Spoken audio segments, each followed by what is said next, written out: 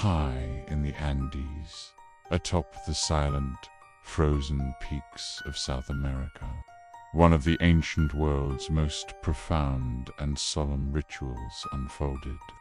This was the Copacoca, a sacred ceremony of the Inca Empire, a civilization that stretched for thousands of miles, connected by intricate road systems and a deep, complex faith. Today, we journey back in time to understand this enigmatic practice, not as a brutal act, but through the eyes of those who believed it was the ultimate offering to their gods.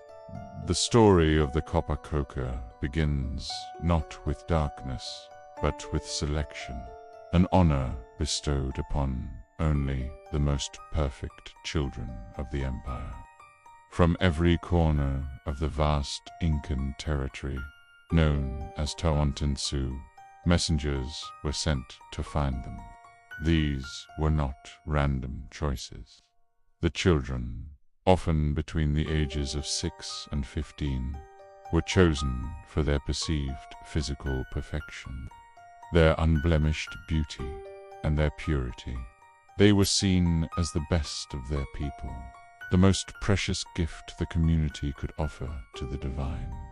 Often, they were the sons and daughters of local chiefs or prominent families, and their selection was considered a great honor for their kin, elevating their social standing for generations.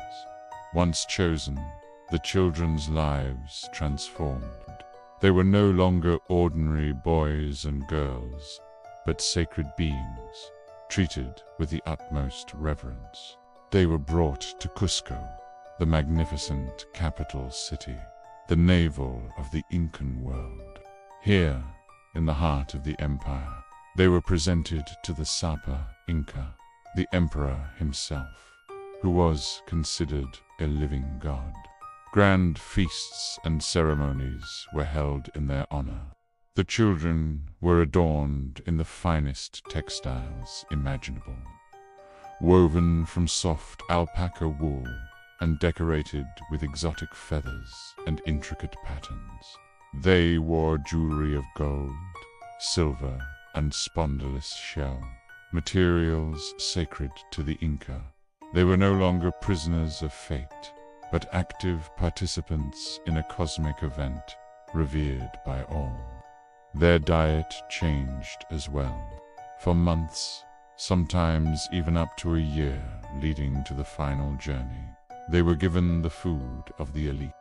Analysis of their preserved remains, particularly their hair, tells a detailed story.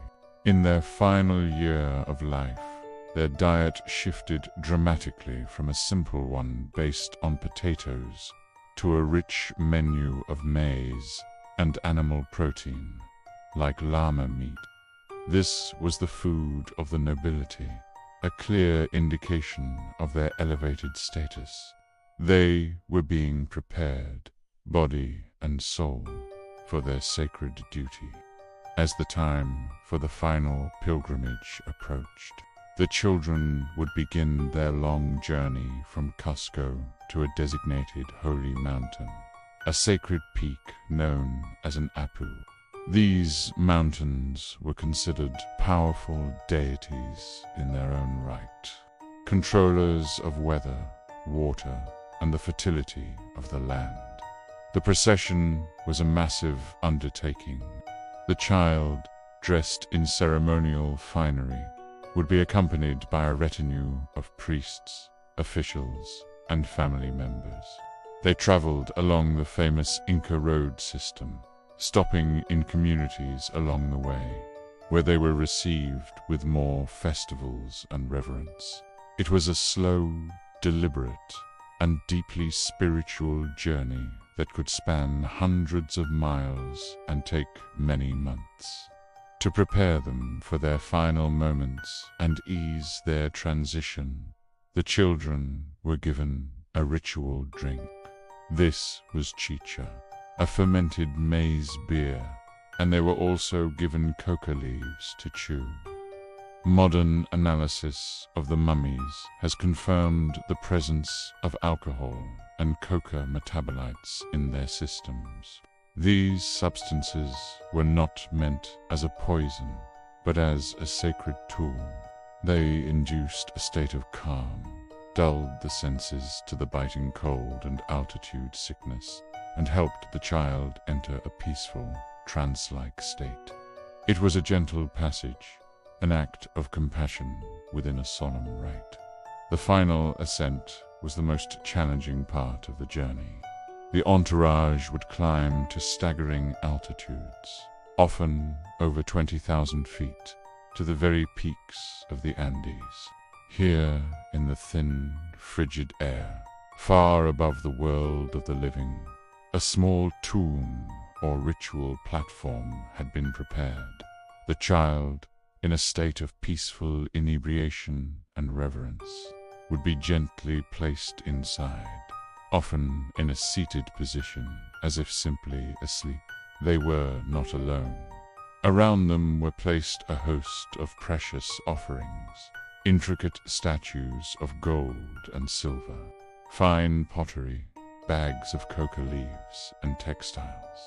These items were meant to accompany them on their journey into the next realm and to serve as gifts to the mountain gods. The cause of death was not violent. There were no marks of struggle, no signs of a brutal sacrifice, as one might imagine. Instead, the children succumbed to the extreme environment, placed in their final resting spot. The combination of the sedative effects of the chicha and coca, the lack of oxygen at such a high altitude, and the overwhelming, deep-freezing cold of the mountain peak would have caused them to drift into a final, peaceful sleep, from which they would never awaken.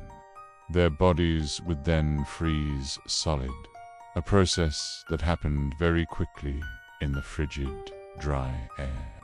For the Inca, this was not an end, but a transformation. The child did not truly die. They became a divine intermediary, a guardian for their people. It was believed that these chosen children, residing with the mountain gods, could intercede on behalf of the living. They would ensure good harvests, prevent natural disasters like earthquakes or volcanic eruptions, and protect the health of the emperor and the stability of the empire. Their sacrifice, as we see it, was to them a vital act of cosmic reciprocity, a way to maintain balance and harmony between the human world and the powerful, often unpredictable realm of the gods. The Capaco Coca ritual was typically performed during times of great significance: the death of an emperor, the birth of a royal son, a major military victory, or in response to a catastrophic natural event. It was the ultimate appeal for divine favor. What is truly astonishing is the result of this ancient practice. The extreme cold, low oxygen, and dry conditions of the high Andes acted as a perfect natural freezer. For over 500 years, the bodies of these children have remained not as skeletons, but as perfectly preserved mummies.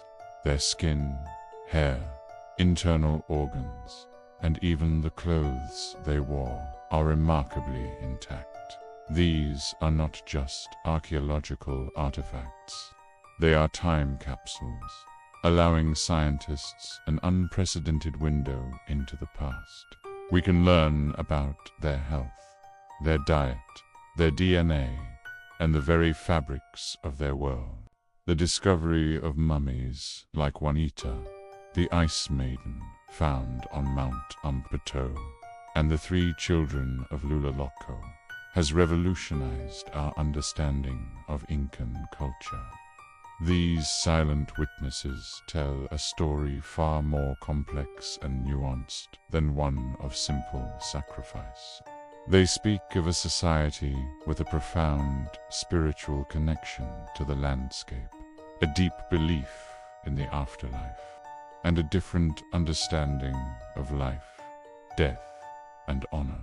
They challenge us to look beyond our own cultural biases and to see the Copacoca not as a cruel act, but as the most sacred and meaningful offering a civilization believed it could make to ensure its survival and prosperity.